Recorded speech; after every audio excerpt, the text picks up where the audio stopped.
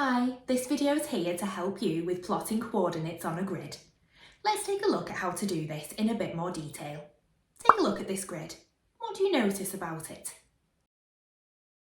It has a vertical axis that runs from the bottom to the top, as well as a horizontal axis that runs from left to right. Do you know another name for these axes? The vertical axis is called the y-axis. The horizontal axis is the x-axis. To help you remember the difference between the axes, remember this phrase. The x-axis goes across because it's a cross, and the y goes to the sky. Why do you think the x-axis and the y-axis are numbered? That's right, the numbers are used to help plot points on the grid. For example, to find the coordinates of this point on the grid, we would firstly look along the x-axis. We can see that the point is in line with 5 on the x-axis.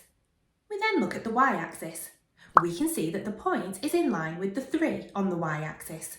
So the point marked on this grid is found at 5, 3. Remember that when you're reading coordinates, you always use the numbers on the x-axis first, followed by the y-axis. When we're writing coordinates, we always separate the numbers used in the coordinates with a comma and place them in brackets.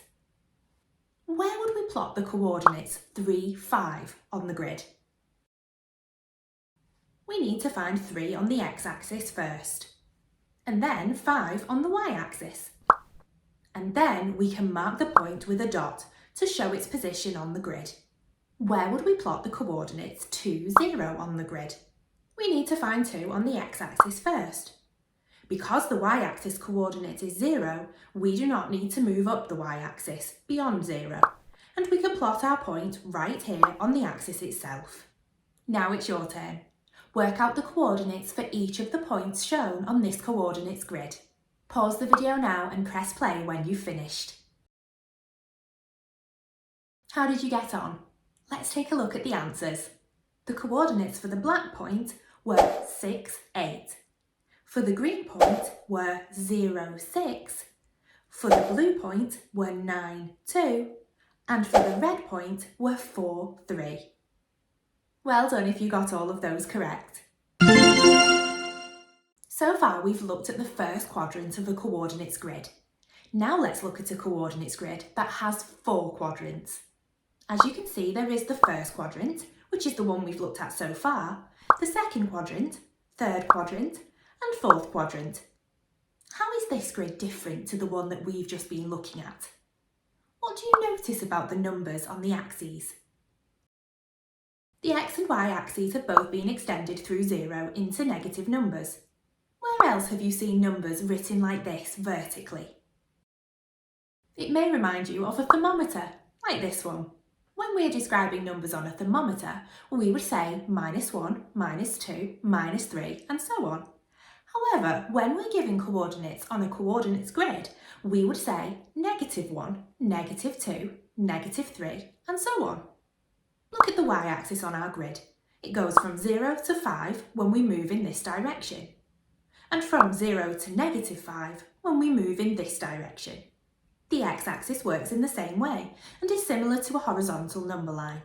It goes from 0 to 5 when we move in this direction, and from 0 to -5 when we move in this direction. If we wanted to find the coordinates of this point on the grid, we would firstly look along the x-axis.